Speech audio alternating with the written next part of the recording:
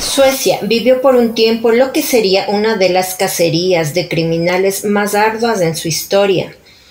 Uno de los productos más vendidos era una camiseta con el dibujo de una mira láser apuntando a un joven negro.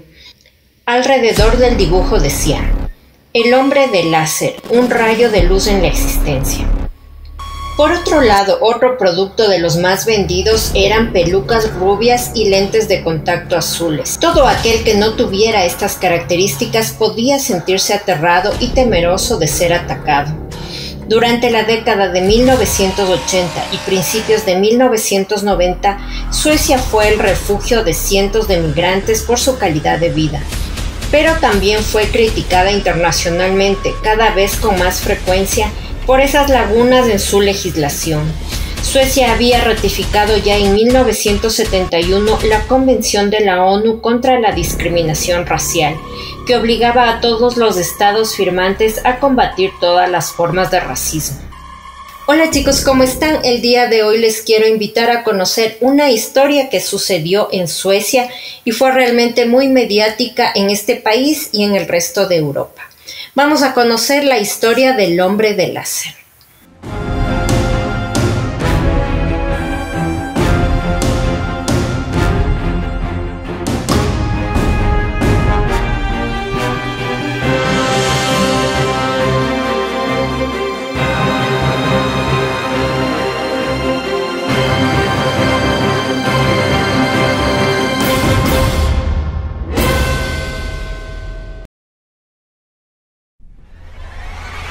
Esta historia inicia el día 2 de agosto del año 1991 en Estocolmo, Suecia.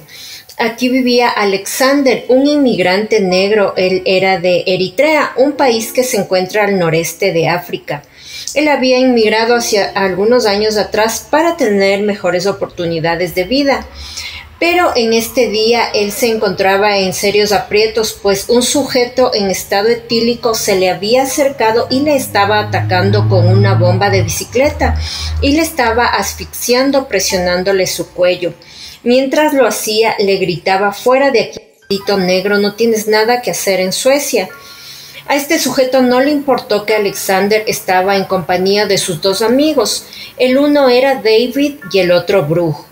Al ver este ataque, Brug interviene en la pelea y logra alejarle a este atacante de su amigo Alexander. Ellos se alejaron, empezaron a irse pese a que este sujeto les seguía insultando. Entonces Brug les dice a sus amigos que más bien se olviden de este ataque y de este sujeto, que no valía la pena recordar el incidente, y les invita a pasar un momento agradable en su departamento. Y fueron allá. Los tres amigos empezaron a escuchar música africana, a conversar de sus cosas y a tomarse una botella de vino. Eran ya más o menos las 12 de la noche cuando ellos deciden irse a una fiesta que había en la Plaza Normal. Ellos bajaron del departamento de Brug y empezaron a dirigirse hacia la estación del metro. La noche era bastante oscura y solitaria, y David iba caminando un poco más atrás que Brug y Alexander, cuando se sorprendió al ver una luz roja que se movía entre los árboles. Este rayo rojo se movía hasta que se detuvo sobre la espalda de Brug. Ahí David le dice a Brug: "Mira, tienes un punto rojo en tu espalda". Y cuando Brug se voltea para mirar, los tres amigos pudieron escuchar el clic de un disparo. Ellos se asustan y empiezan a correr hacia la estación del metro. Brug y Alexander llegaron muy nerviosos, pero al mirar atrás se dan cuenta que David no estaba con ellos. David, al tratar de correr, inmediatamente sintió el dolor y ahí recién se dio cuenta de la sangre que le corría por los muslos. No sabe si por el temor o la adrenalina, pero aún herido empezó a correr y logra llegar a la estación del metro. Ahí sus amigos le miran el pantalón completamente ensangrentado y ellos empiezan a buscar ayuda. Primero Alexander vio un vehículo que se acercaba y al pedir ayuda el conductor vio que era un hombre negro y aceleró al máximo. Entonces Alexander se va a una casa que veía cerca, donde empieza a tocar desesperadamente la puerta pidiendo ayuda. Una señora de la tercera edad le abre la puerta puesto el pestillo, pues tenía miedo de quién podría estar tocando la puerta a esa hora. Allí Alexander le pide a la señora que llame a la policía y pida ayuda, pues uno de sus amigos había sido disparado. Atrás la señora pudo ver que venía otro hombre, era Brugh. Entonces la mujer se asustó y les gritó que si no se iban llamaría a la policía. Pero Alexander no se daría por vencido. Vio que venía otro vehículo, era un Volvo blanco, y se paró en medio de la calle para pedir ayuda levantando los brazos. Cuando el conductor se detuvo, pudo ver a David sangrando. Los dos chicos le pidieron ayuda para llevar a David al hospital. Pero el conductor les dijo que no los podía ayudar porque no tenía plásticos para cubrir los asientos de su Volvo, para que estos no se mancharan de sangre.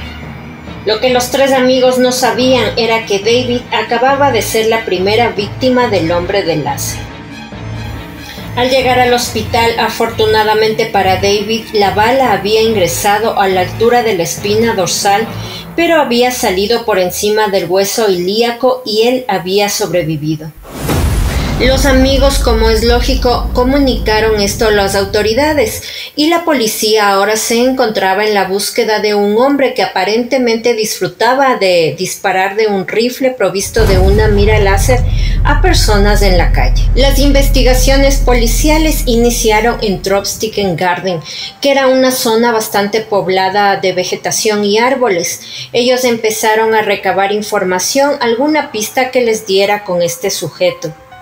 También ellos empezaron a recibir una oleada de llamadas, pues ya los medios de comunicación habían hecho eco de lo que había sucedido esa noche con David y que había sido atacado por un sujeto que tenía una mira láser.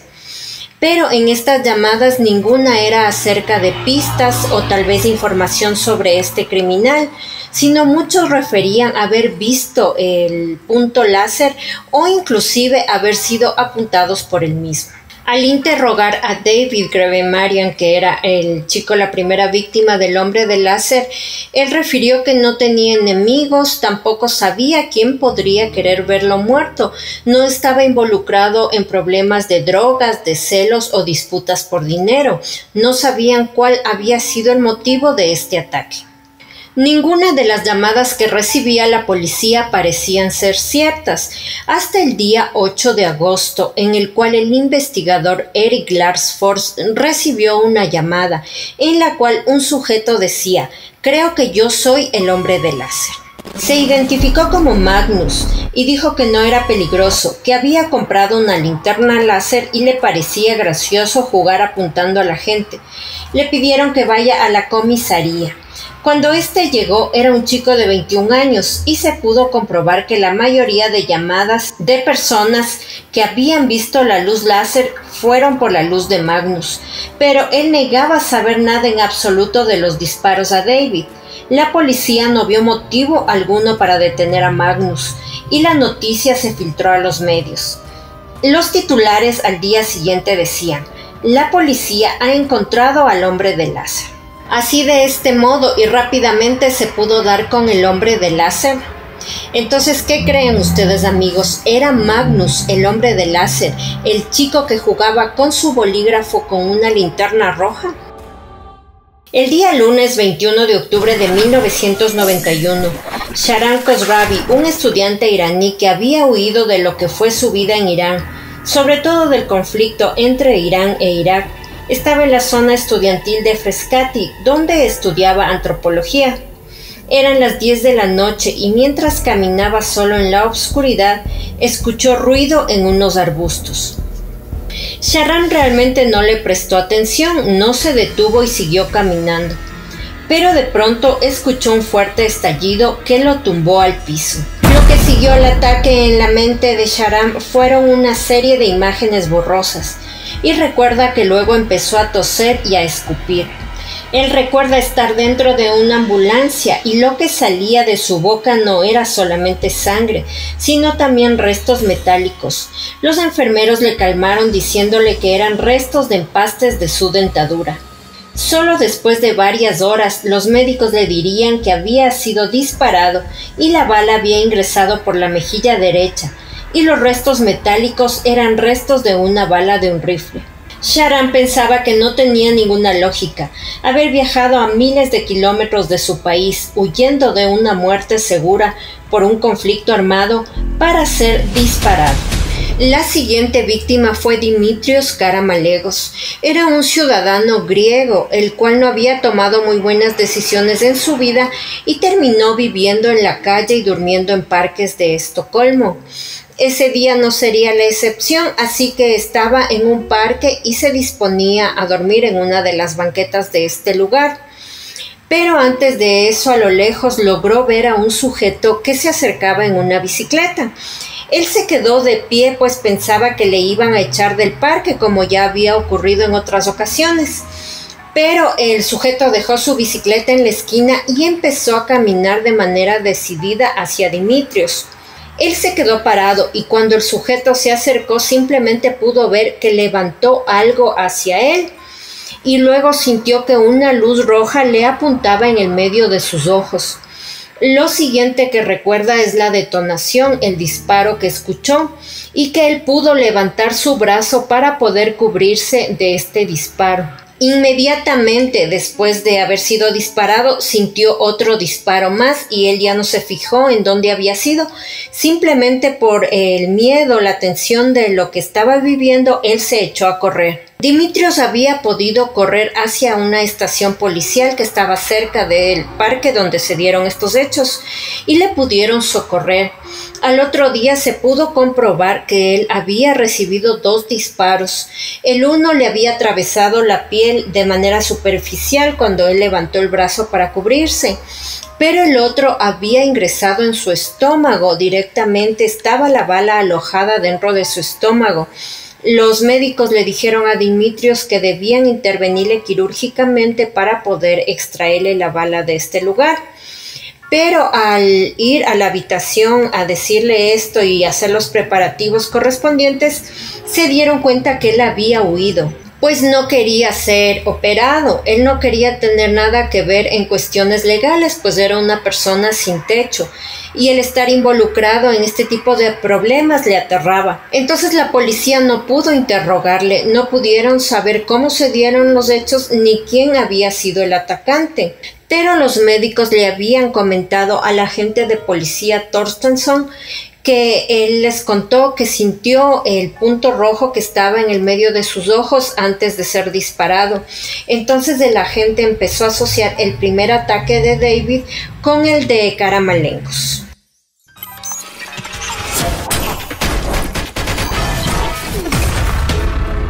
Pasaron ya varios días sin pistas de este atacante. Era ya 1 de noviembre de 1991. Y Everson da Costa se encontraba en Bryhaset, un local para fiestas, en donde estaba instalando instrumentos musicales para una fiesta en la cual tocarían ese día. Everson estaba cansado y fue hacia la cocina del lugar para tomar algo del frigorífico. Cuando pasó por la ventana pudo ver a un hombre con una gabardina beige en el jardín de la parte de afuera y pudo ver que estaba inquieto porque se movía de lado a lado. Le pareció extraño, pues ya lo había visto 1 hora antes en el mismo sitio. Everson era un músico brasileño que había tenido tropiezos en su vida, pero por fin las cosas parecían mejorar para él. Sacó un pequeño canapé del frigorífico y se lo estaba comiendo, cuando tuvo una extraña sensación de que alguien lo estaba mirando. Se giró despacio y vio a menos de 2 metros al sujeto de la gabardina beige. Everson le iba a preguntar si le podía ayudar en algo, pero lo empezó a deslumbrar una intensa luz roja. Entonces sonó la detonación. La primera bala le atravesó la mandíbula, destrozándole los dientes, y salió por la altura de la oreja. Everson, que aún no asimilaba el disparo, sintió otro a la altura del ombligo. El atacante no dijo nada, solo disparó y salió. El suelo de la cocina estaba lleno de jirones de carne, restos de mandíbula y dientes por todos lados. Stefan Bergsby y Ulf Schoberg fueron los agentes asignados a resolver el enigmático caso del hombre de láser. Ahora tenían claro que un asesino en serie actuaba en contra de inmigrantes. La policía empezó a trabajar arduamente en esta investigación, pero no tenían pistas ni una descripción física de este atacante. Esto hasta que un día llegó la llamada de una señora, la cual era una testigo, que dijo haberse encontrado con este sujeto unos segundos después afuera del restaurante donde había sufrido el ataque Everson. Ella lo pudo describir como un hombre blanco de más o menos la altura de 1,85, tenía una gabardina color beige y también dijo que lo que más a ella le había llamado la atención eran unas gafas metálicas que tenía y el cabello, pues el cabello era de un color rojo intenso y ella pensaba que podía haber sido tinturado o tal vez era una peluca. Eran ya 4 los ataques que había realizado este perpetrador y los 4 habían sobrevivido, pues días después de estar sedado, Everson pudo despertar. Hasta este punto podemos ver cómo la voracidad y sed de crimen de este atacante iba progresivamente en aumento, pues él se había volcado a las calles para buscar personas a las cuales poder atacar. También podemos ver que pese a que él tenía una mira láser, tenía muy mala puntería, pues de los 4 ataques, los 4 habían sobrevivido, pero la suerte no sería igual para todos. Jimmy Ranbar salió de su casa despidiéndose de su esposa y sus hijos. Iba a tomar el metro y se dirigía a un piso estudio que tenía en Korsvarsvagen para encontrarse con su hermano menor. Jimmy tenía 34 años y era otro inmigrante iraní. Jimmy llegó al edificio cuando estaba a punto de entrar y el cañón de un rifle le apuntó en la nuca. Sintió a los segundos el disparo y cayó muerto. En el lugar de los hechos se encontró un casquillo que correspondía al de los anteriores ataques. Los agentes estaban seguros de que se trataba del hombre de láser. Los titulares de todo el país estaban acaparados con las noticias del hombre de láser. La policía decidió ofrecer una rueda de prensa en la que se presentó el retrato robot del atacante. Inmediatamente una oleada de llamadas de todo el país llegaba con pistas, pero ninguno llevó a una pista real, ya que en su mayoría se trataba del sinnúmero de migrantes que habían recibido malos tratos o desprecios. Pero esta oleada de llamadas también llegó con muchos ciudadanos que apoyaban al hombre de láser. Despreciaban a todo inmigrante y querían expulsar a todo cabeza negra, como les llamaban, fuera de Suecia. La policía también pensó y consideró que los ataques podían haber estado relacionados con algún partido o movimiento, como el Nordiska Rikspartiet, uno de los partidos nazis suecos de la época de entreguerras. Pero la policía había pasado por alto una pista que tal vez pudo ser crucial para resolver este caso, pues Dimitrios Karamallegos, el ciudadano sin techo de origen griego que vivía en las calles de Estocolmo, aún tenía alojada dentro de su estómago la bala que había recibido en el disparo, así que se pusieron y se movilizaron para poder encontrarlo. Una vez que lo encontraron, quisieron persuadirlo para que él se opere y poder extraer esta bala. El día que lo encontraron, Dimitrios se encontraba con la misma ropa con la cual había sido atacado y se podía ver dentro de la misma aún los agujeros del disparo y también la sangre que estaba ya coagulada. Dimitrios empezó a conversar con los policías y se negaba rotundamente a ser operado. Él no quería que le hagan ninguna cirugía. Los policías insistieron y le persuadieron, pero él se negó. Entonces simplemente se alejó y dijo que él se comunicaría después si había tomado la decisión de operarse.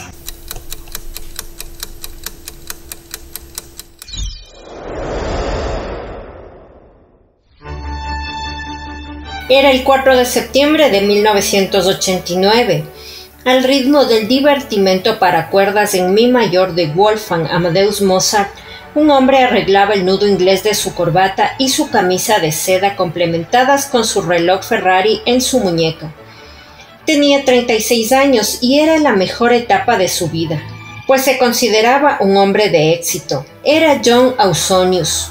Años atrás había pasado dificultades y las 24 horas manejaba un taxi, el cual le permitió reunir 70,000 coronas, aproximadamente $8,000. Ahora John había empezado a invertir en la bolsa de valores, compraba acciones y quería ver cómo su dinero crecía rápidamente. Y por supuesto lo logró. En sus cuentas tenía mucho dinero y empezó a vivir un estilo de vida lujoso. Compraba trajes italianos, relojes de marca y artículos de piel de cocodrilo. Los pocos conocidos referían que John Ausonius era una persona diferente a las demás. Él era bastante callado y a veces se percibía como un poco ausente y envuelto en sus pensamientos. También lo describieron como una persona solitaria, pero no como una persona solitaria que necesite su espacio, sino más bien como una soledad que despertaba cierta pena, pues él se percibía vacío, que no tenía nada dentro de sí mismo. También dijeron de John que él no hablaba nada de sus asuntos personales, solamente hablaba de negocios. John Ausonius continuó invirtiendo en la bolsa de valores por un lapso aproximado de 10 años con mucho éxito.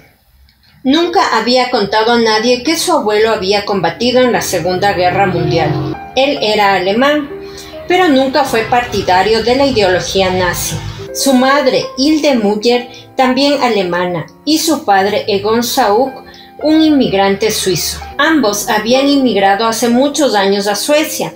Ahí se casaron y tuvieron a su hijo, Wolfgang Alexander John Sauck, el que 33 años más tarde cambiaría su nombre por John Ausonius. Los primeros recuerdos de la infancia de Ausonius era cuando los niños rubios, blancos, de ojos azules de su barrio jugaban juntos, mientras él, el niño de cabello oscuro, era aislado. Él trató de integrarse en varias ocasiones, pero era rechazado, así que optó por dejar de empecinarse en ser aceptado y más bien en atacar a estos niños, y luego corría llorando a los brazos de su madre. Pero precisamente no eran abrazos ni consuelo lo que recibía, sino golpazos. Sus padres se divorciaron y la madre tuvo que hacerse cargo de John y su hermano, cambiando de vida de manera radical, pues veían a su padre solo los fines de semana. Su madre empezó a salir con varios hombres, algo que John detestaba. A pesar de esto, era un chico muy servicial y bueno. En el colegio las cosas no iban tampoco bien. De los casi 2,000 alumnos, John era el único que tenía el cabello negro, lo cual le hacía objeto continuo de burlas. Su madre era severa en cuanto a la educación y al orden que sus hijos debían tener, así que les sacó de la escuela que tenían los niños en Estocolmo y les trasladó a una escuela alemana también en Estocolmo, para que ellos aprendieran de una manera más estricta la manera de educarse. Los años pasaron y John creció con este sentido del orden, siendo muy compulsivo y estricto en cuanto a sus pensamientos y a su manera de actuar. John había crecido con este sentido del orden en cuanto a modales y a su forma de vivir. Él siguió siendo así hasta la edad adulta, pues había adquirido estos modales de manera compulsiva. Pero su hermano Ralph era todo lo contrario. Él muchas veces se vestía de manera desprolija y había empezado a consumir licor. También era mujeriego. Pero John, al contrario, ya cuando tenía casi 30 años, nunca había tenido contacto con ninguna mujer. En el colegio las cosas tampoco fueron de buena manera, pues John estaba ya un poco harto de asistir al colegio y lo abandonó. Él empezó a trabajar en unas salas de cine proyectando películas, pero cuando llegaba a su casa con el salario, su madre le pedía que tenía que dar todo este dinero para contribuir en el hogar. John realmente se sentía muy molesto, pues su hermano no se dedicaba a hacer nada, y él sentía que era algo injusto que solamente a él le pida esta contribución su madre, mientras su hermano se pasaba todo el día en la casa. John empezó a despertar estos sentimientos de ira, de odio hacia su hermano. Aparte también sentía cierta envidia, pues él tenía el cabello de un color un poco más claro y los ojos también. John, por otro lado, también empezó a sentir desprecio y odio por su padre, por la manera como se relacionaba con mujeres, pues él había tenido muchos hijos en distintas mujeres. También John, según sus amigos, empezó a experimentar fuertes migrañas y una severa depresión. Acudió a un especialista y le diagnosticaron psicosis y trastorno de la personalidad. John empezó a pensar que él quería ser ciudadano sueco, verdaderamente quería olvidarse de sus raíces alemanas, y fue cuando se cambió el nombre por primera vez. Pero un día el padre de John sufrió un infarto y murió. Ahí fue cuando todo en su cabeza fue confusión. Sentía pena, ira, desprecio y también empezó a verse a sí mismo como un monstruo. Repasó su vida desde su infancia y se veía a sí mismo como el monstruo de cabello negro que asustaba al resto de niños. Empezó también a pensar que los azotes de su madre que le dio en la infancia generaron una ruptura en su relación que jamás se repararía. Pese a esta serie de problemas y de pensamientos que se empezaron a generar en la mente de John, él pensó en regresar al colegio para terminar sus estudios y lo hizo y terminó su bachillerato de manera normal, aunque sea un poco más tarde. Él también quiso inscribirse en la universidad, pues en su mente su ilusión era sacar un título de ingeniero civil y también se pudo inscribir en la universidad. Él quería tener el título que tanto anhelaba para poder restregárselo en la cara a su madre que tantos años le había despreciado. Y también maldecía a su padre, pues él pensaba que había arruinado todos sus sueños al morirse justamente cuando él entró a la universidad. Pero las cosas, al contrario de mejorar, empeoraron. A los 25 años, John Ausonius fue ingresado en un hospital psiquiátrico por 8 días. Esto por presentar golpes de impulsividad, ambivalencia agotadora y resistirse a tomar medicación. La cuesta abajo después de la muerte de su padre fue rápida para John. Había perdido su trabajo en el cine, estaba sin dinero y no podía pagar un alquiler. Empezó entonces a vivir en la calle.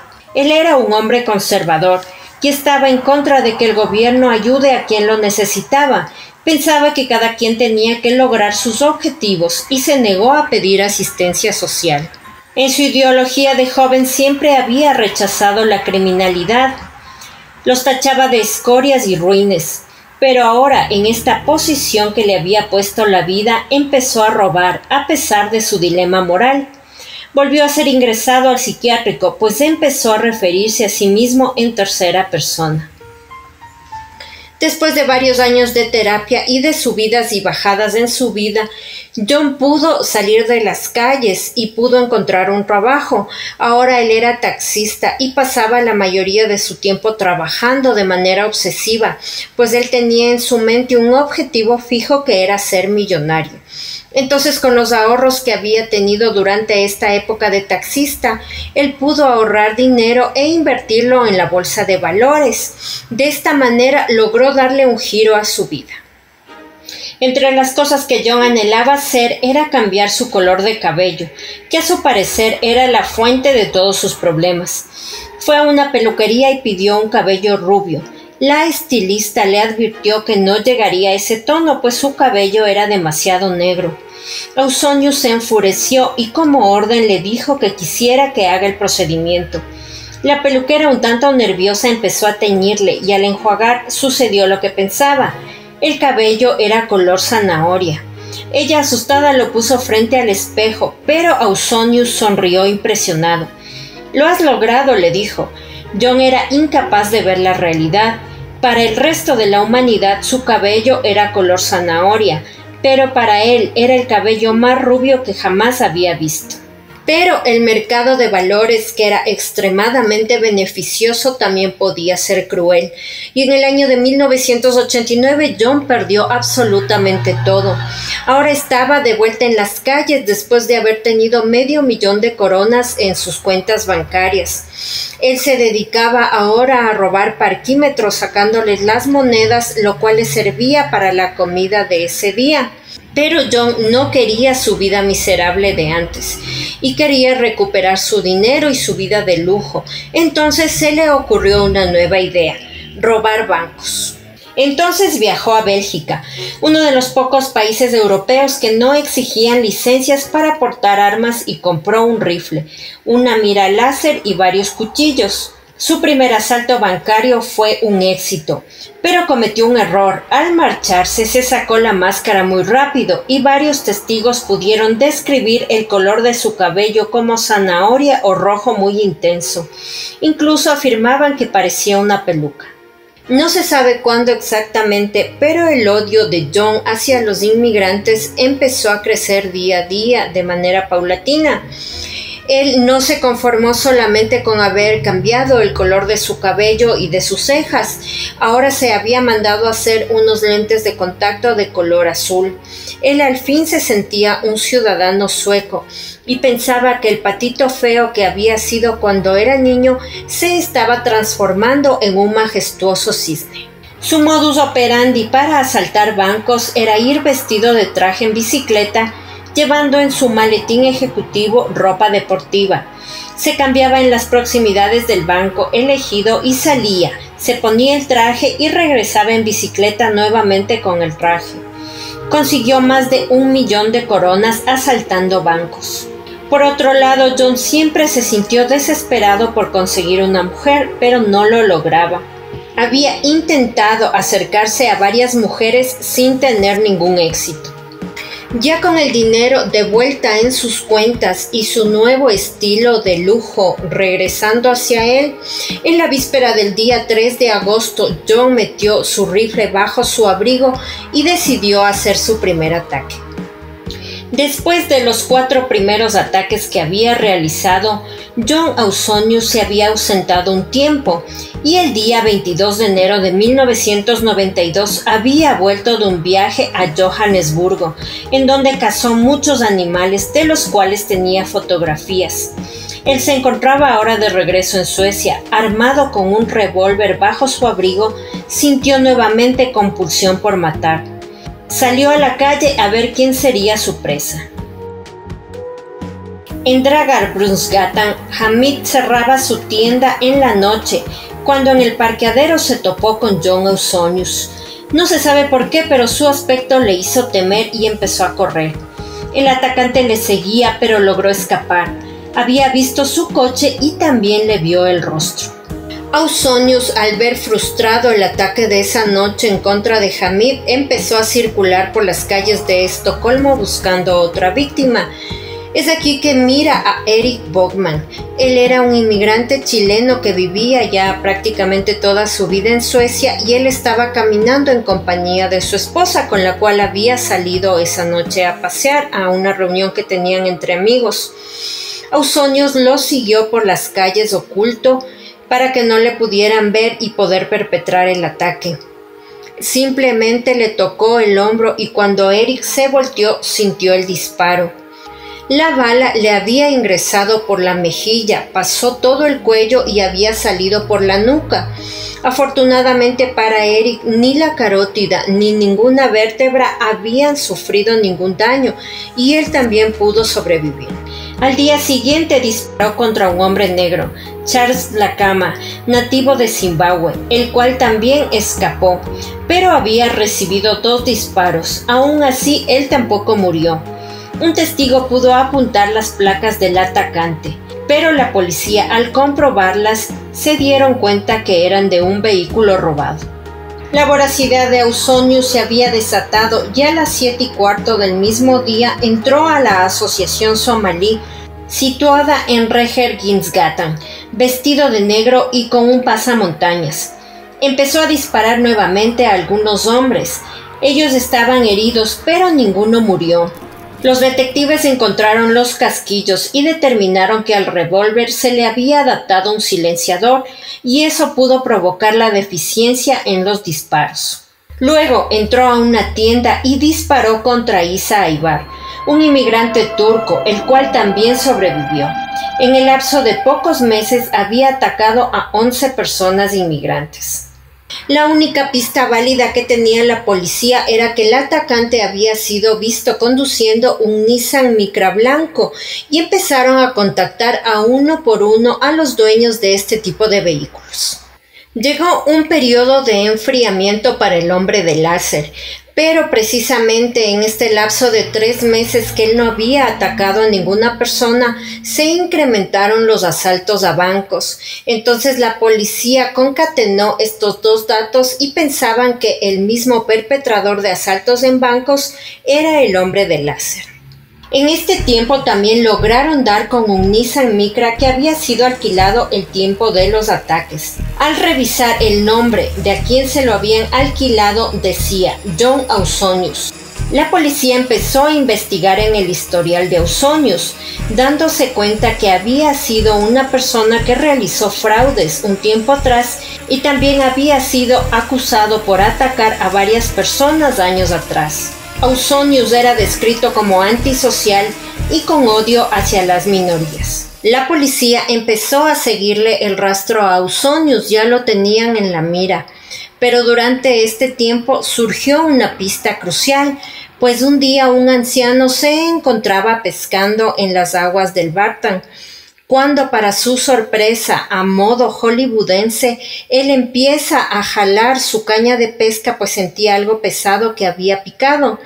Cuando él sube su caña se da cuenta que es un revólver dentro de la cartuchera. Los peritos determinaron que era un revólver calibre 38. El mismo había sido modificado con un silenciador, como había determinado los peritos anteriormente en el arma que atacaba inmigrantes. ¿Qué posibilidades había que un hombre pesque el arma de un atacante? ¿Y qué posibilidades había de que de tantos ataques solo una persona falleciera? Ya era junio de 1992 y la policía logra ver a Ausonius en un videoclub yéndose en su bicicleta. Cuando lo siguen ya sabían dónde vivía. En los días posteriores le dan seguimiento hasta una mañana que sale vestido de traje, con un maletín y monta su bicicleta. La policía lo seguía por todo Estocolmo. En un lugar oculto dejó su bicicleta.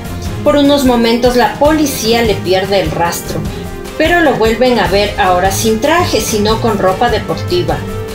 Él entró a un banco y salió posteriormente quitándose el pasamontañas. La policía empieza la persecución y cuando John sale de un edificio a tomar su bicicleta, ya estaba vestido de traje. La policía lo esperaba afuera y es ahí donde lo captura.